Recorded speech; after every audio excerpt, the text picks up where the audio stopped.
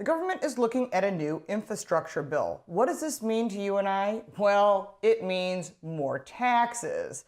However, their idea of taxing you and fixing the roads and bridges probably is not going to happen. I have 3 ideas that are much smarter, make common sense, and you'll probably like them a lot better. And no, I'm not running for office. And if you want to hear more, stay right with us.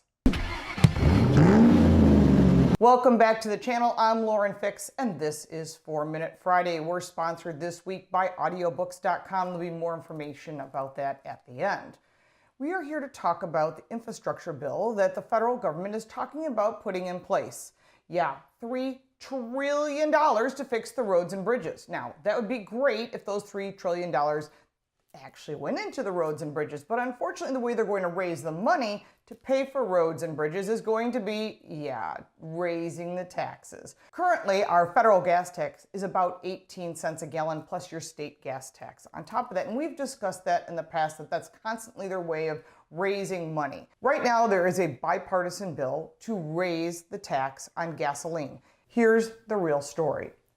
Vehicles right now are getting better fuel economy, which means they use less gasoline, which means they pay less taxes. So how would they do that? They'd raise it so those of us that have combustion engine or diesel vehicles would pay more. So what about those that have plug-in cars or hybrids such as a Prius or another version of a plug-in? Well, they would have to pay taxes as well because they have the same wear and tear on the roads and bridges. And just so you know, those hybrid vehicles typically weigh a little bit more than combustion engines because they have the weight of the battery. So there's more wear and tear on the tires as well. But what about those that have all plug-ins, such as one of my favorite subjects, Tesla? Well, they get away scot-free. They get the free lunch, and some people get half price because they're driving hybrids.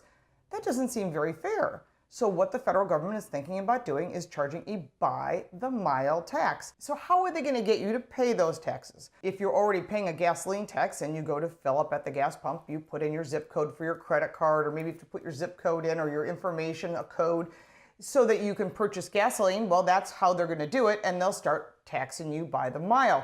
If you've got a hybrid, that would be the same thing. If you've got a plug-in, they'll get you quarterly, they'll send you a bill. You would have to pay that tax in order to continue driving. How they're going to enforce it? Well, that's another question. So on top of that, you're looking at motorcycles, cars, bikes, trucks, paying all this additional taxes of by the mile, plus potentially a gasoline tax, because each state controls their gasoline taxes, and then there's a federal tax on top of that. So all that money, where does it go? Does it actually go into the roads and bridges? Now, we've discussed that before. It goes into light rail, it goes into airports, it goes into electric charging stations, a million different places. But who doesn't pay for any of this, whether it's by the mile or gasoline taxes, are those that use those lovely bike lanes from those road diets, which we've also talked about before. Because the road diets are meaning 2 lanes in each direction, which means you get worse fuel economy as you sit in line behind the vehicle in front of you, so that bicyclists can go in different lanes and they can have free usage of the road. They have wear and tear on the road as well, and they're taking up space, which would give us less congestion.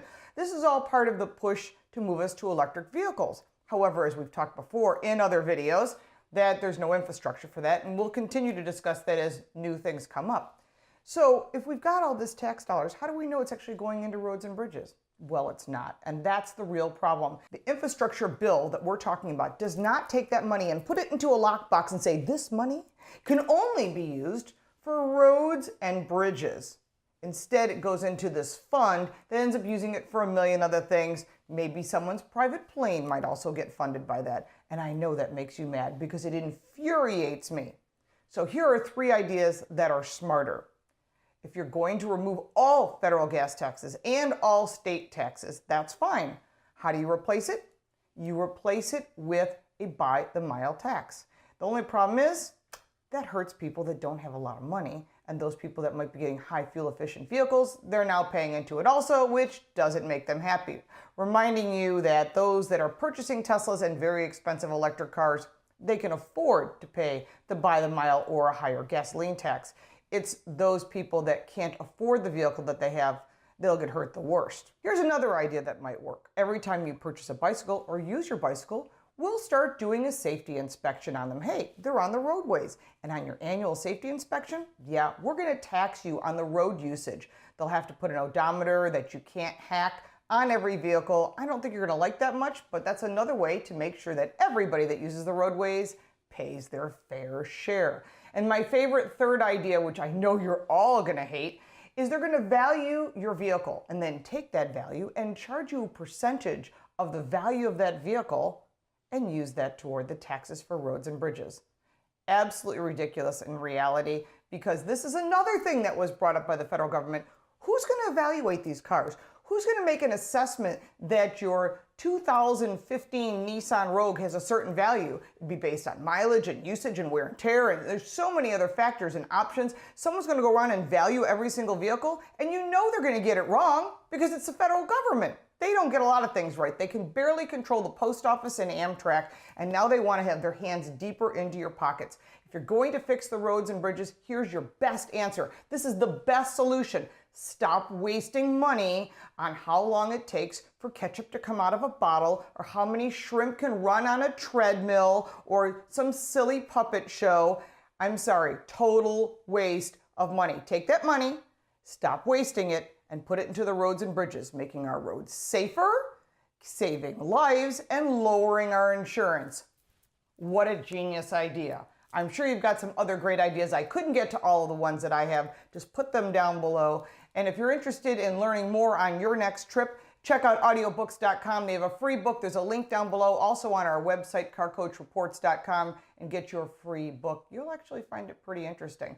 If you like this video and you'd like to see the other ones I referenced, you can find it on our website, which is right up there, carcoachreports.com. The newest upload is here, YouTube suggestions here, and subscriptions, and all of the social media, because I love your responses, and I look forward to hearing you next week. Thanks so much for watching. Have a great day.